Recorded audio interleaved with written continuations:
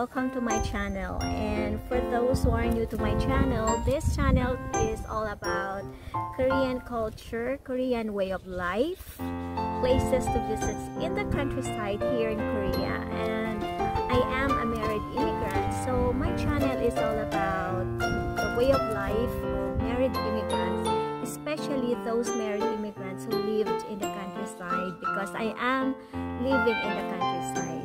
So stay tuned and we will talk about the way of life here in the countryside of Korea. Sorry for the noise. I'm outside and this is my break time. This park is just near my place, so I thought of sharing with you, make this video and share with you something while having some tea here outside. Have some picnic, shall I say. And I have read a few verses in the Bible. Well, if you're planning to come to Korea and if you want to settle down with a Korean man, the first thing that you should consider first is the language. Korean language is really important. You will tell yourself that, well, my husband can speak English, so communication is not that hard.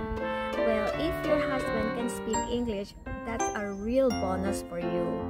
But that is only on the part of your husband. What about the people that will surround you?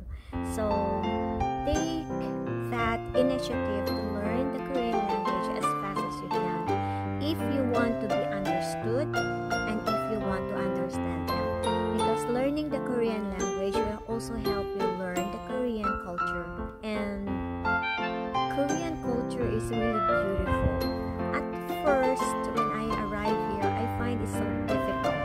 When I came to Korea, especially on the countryside, I find it so conservative. And if you are going to marry a Korean who lives in the countryside, take note.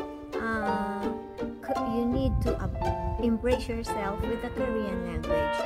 I find it so difficult, but as time goes by and as I adjusted to the Korean culture, I find it so beautiful.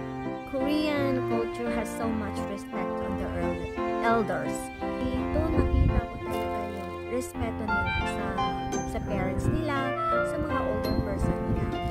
So at first, I was surprised that the first thing they will ask you when they meet you is, how old are you? And for us, older women, when we are asked by our age, it's quite uncomfortable. But here, that's the first thing they will ask you. Why? Because they want to know if you are older than them or if they are younger than you. Because in that way, they will be able to address you properly. I find the Korean culture so interesting, and I find it na medyo wise spender ang mga Korean. Some women, when they come here in Korea, they would prefer to find a job, and I understand because, well, you need some money. But if you ask my opinion, you go first with the language. Learning the language is because if you know the language very well, you can find a better job as well. So in my case, when I arrived here way back in 1999, I got pregnant and I gave birth. Right away I was able to find a tutorial jobs teaching English. For years I've been doing that, and then I teach in I was able to have a job in academies and in schools, and later on I was able to teach in high school here in the countryside. And all my life I've been teaching, and as you can see, learning the Korean language is not a priority for me. And so, tumagal ako dito na yung foundation ko ng Korean language is not that good. And So I'm not really good in Korean, and if there is one thing that I regretted the most is not learning the Korean language as fast as I can. That's why kung ako tatanungin ninyo, dahil na-experience ko, in my experience, learn the Korean language. So you may ask, NETTE, dahil hindi ka masyadong marunong ng Korean language, what happened to you? Well,